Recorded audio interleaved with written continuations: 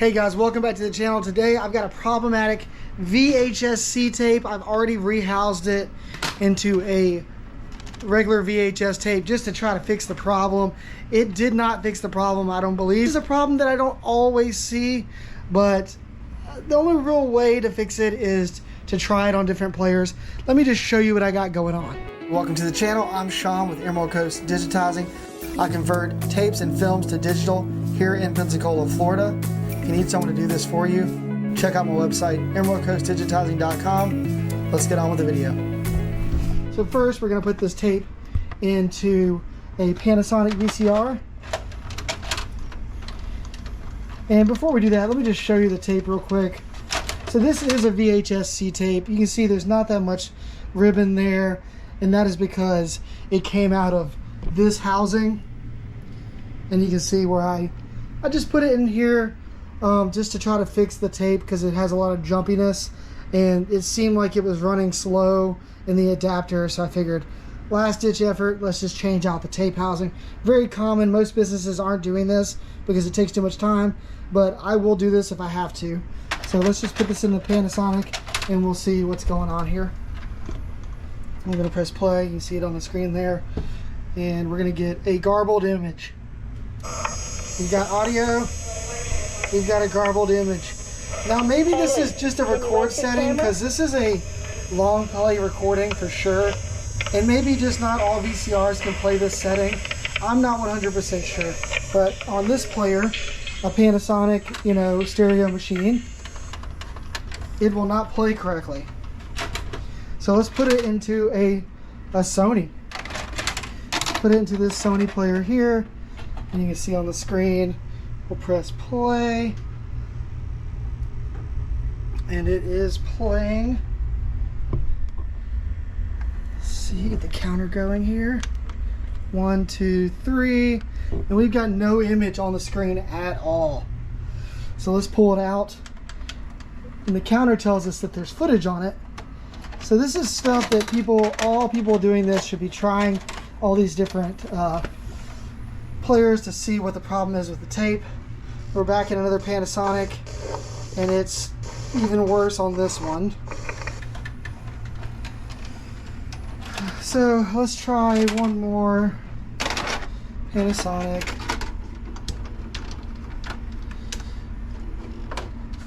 And see. Well, actually, let's put it in our Sony tester VCR up here. And this will let us go straight from the VCR into a CRT TV. Sometimes it'll work better that way. The CRT picks up the signal better. Maybe I'm just talking garbage, but that's what my experience has been. So, and we are seeing the image on the screen. We are getting no audio, but this is in fact that tape, and it's not playing well on this Sony player either. And it's not super VHS because it's a VHS tape. So it's not PAL, but check this out. If I try it in this JVC on this player, let's see if it works. And I'll put a tester tape in all these players to show you that these players are in fact working correctly. We got a counter going, and we've got no image, so we'll eject that. Not even getting an eject screen on there. Stand by.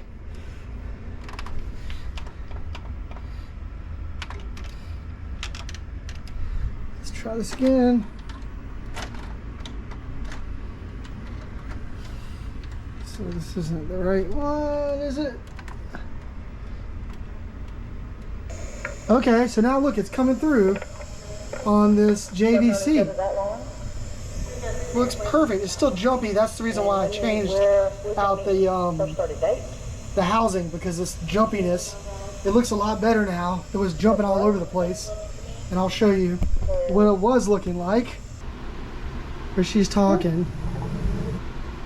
You see how it's just jumping, and we got see it jumping all over the place. That's why I changed out the housing, because it's jumping up and down.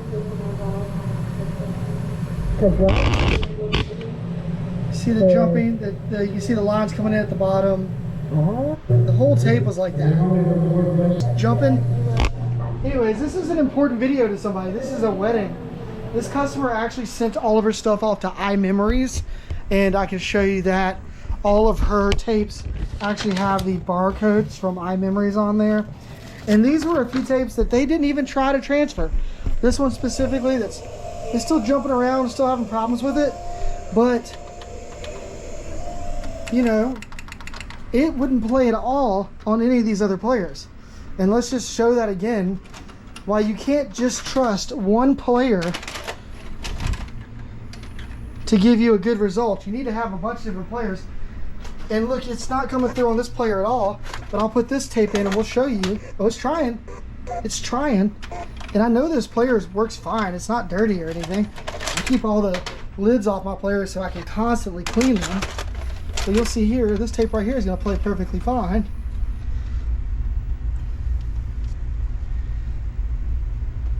It might be at the end of the tape. Sorry.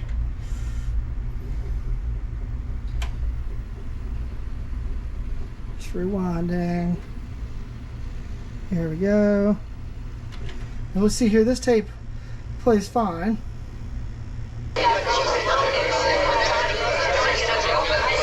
And take this tape out, put this tape in.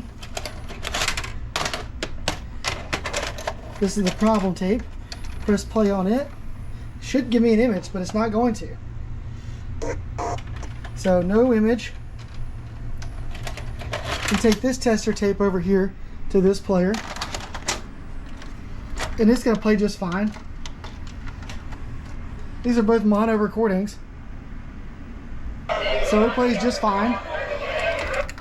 So why does it play fine on this player and fine on that player, but this tape only plays on this player? It won't play on that one. So it just goes to show you, like, these tapes just are not holding up like they're supposed to, and some players will play them better than others.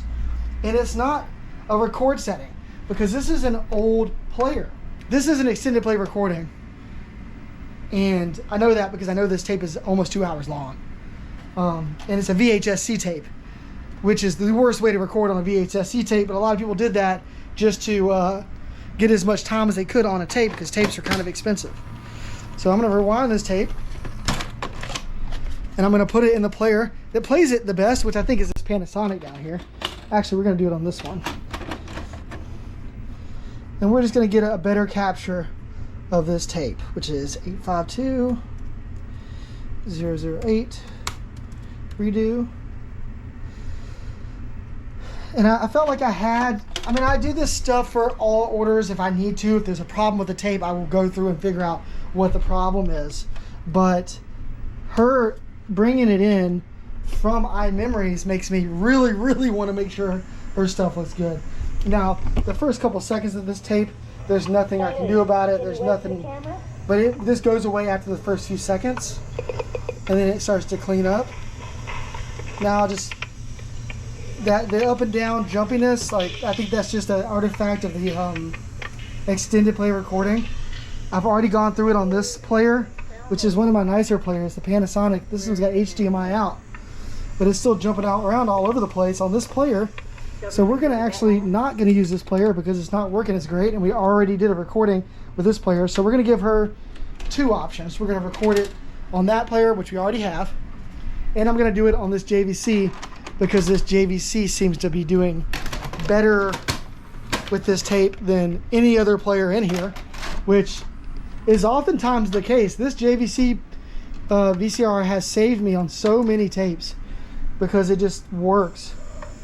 Look, it even plays this first part that the other player wouldn't play. It's struggling, but it's playing it. So I got a lot of good things to say about these JVC.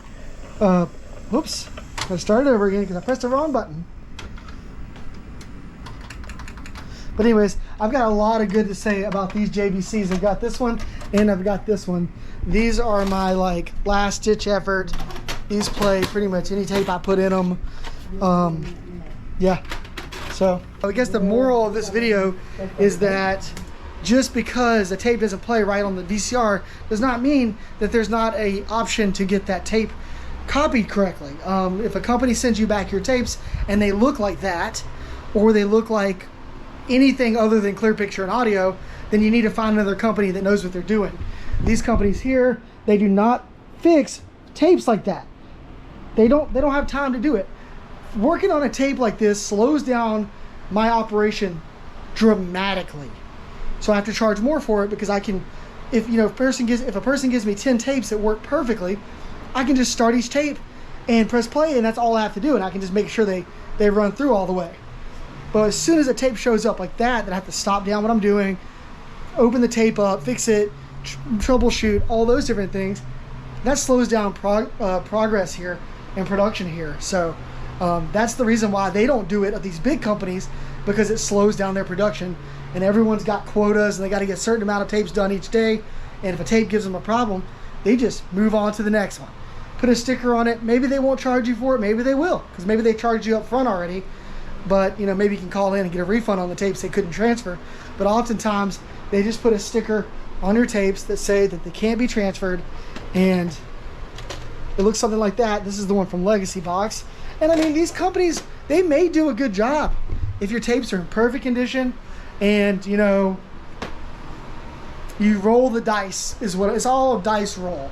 I wouldn't send your tapes off to anybody that you couldn't get on the phone and talk to the person doing the job. So just keep that in mind. If you want to roll the dice, those companies claim to be cheap. They're not. None of this stuff is really cheap if you want it done correctly and done well with attention to detail. So yeah, that's my rant for today. I just wanted to show you guys that tape, just because I need to start showing you guys the problems I'm running into, because I'm running into tons of them.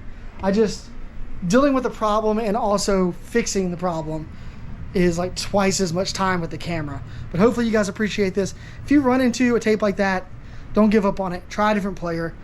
Most of the time it's the player. All right, thanks. Check out this other video where I fix another problem on a VHS tape. And like and subscribe if you like this content, and I'll see you in the next one. Thanks, guys. Have a good day.